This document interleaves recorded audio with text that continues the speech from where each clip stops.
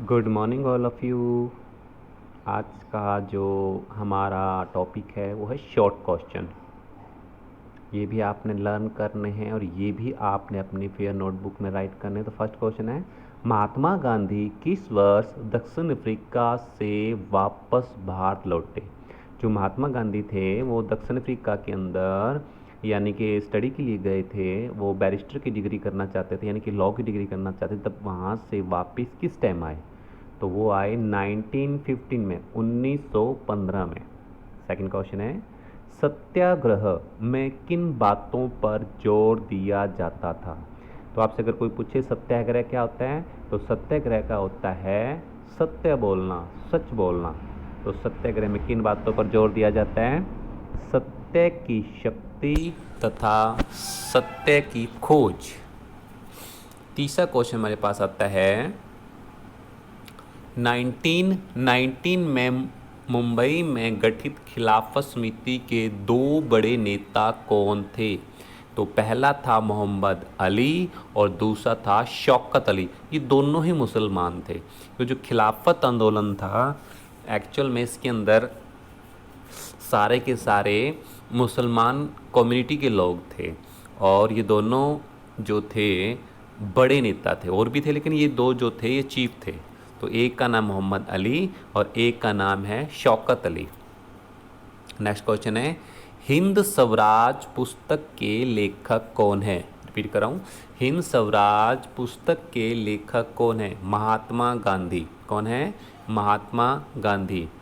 Next question हमारे पास आता है, बहिष्कार का क्या अर्थ है? बहिष्कार, तो आप लिखोगे यह विरोध का एक रूप होता है। इट मीन्स, यानी कि किसी चीज़ का बहिष्कार कर देना। जैसे आपको पता है कि महात्मा गांधी ने जितनी भी थी विदेशी चीज़ें, जितनी भी विदेशी चीज़ें थी उनका क्या बोला था?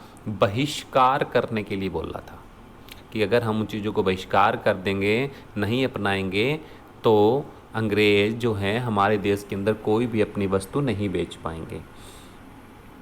नंबर 6 पे आता है हमारे पास, असहयोग आंदोलन चलाने का निर्णय कांग्रेस के किस अधिवेशन में लिया गया? अधिवेशन का मतलब कानून में लिया गया। तो आप लिखोगे 1920 के नागपुर अधिवेशन के अंदर। ठीक है। उसके बाद हमारे पास नेक्स्ट क्वेश्चन आता है, पिकेटिंग का क्या अर्थ होता है? बहुत बार ये एग्जाम में क्वेश्चन आता है। ये जो क्वेश्चन है बहुत बार आता है, इम्पोर्टेंट क्वेश्चन है ये, इसको अच्छे से याद करना है आपने। पिकेटिंग का अर्थ होता है किसी दुकान, फैक्ट्री या ऑफिस के भीतर जाने का रास्ता रोक लेना। यानी कि उस समय जो भारतीय थे वो बहुत ज़्यादा एडिक्चुअल हो गए थे, हैबिट हो गई थी उनकी शराब वगैरह पीने की। तो जो महिलाएं होती थी वो जानबूझ के जो शराब जहाँ से ली जाती है उनके रास्ते पर जानबूझ के बैठ जाती थी ताकि वो शराब ना ले पाएँ या कोई कार्य ना कर पाएँ। तो यानी कि पिकेटिंग का मतलब होता है किसी को अंदर जाने के लिए रोक देना। ठीक है, ओके। नेक्स्ट क्वेश्चन हमारे पास आ जाता है, गिरमिटिया मजदूर कौन थे? गिरमिटिया मजदूर कौन थे? तो औपनिवेशिक शासन में, औपनिवेशिक शासन का मतलब क्या होता है कि जब हम किसी को ज़बरदस्ती गुलाम बना लेते हैं के दौरान बहुत सारे लोगों को काम करने के लिए कहाँ ले जाया गया? फिजी। फिजी क्या है? एक देश है। या गयाना, कहाँ पर है? वेस्ट इंडीज आदि स्थानों पर ले जाया, जिन्हें बाद में गिरमिटिया मजदूर कहा जाने लगा। यानी कि जिनको हायर करके किराए पे जिनको ले जाया जाने लगा वो गिरमिटिया मजदूर होते हैं।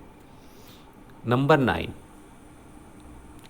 चोरी चोरा की घटना कब घटित हुई?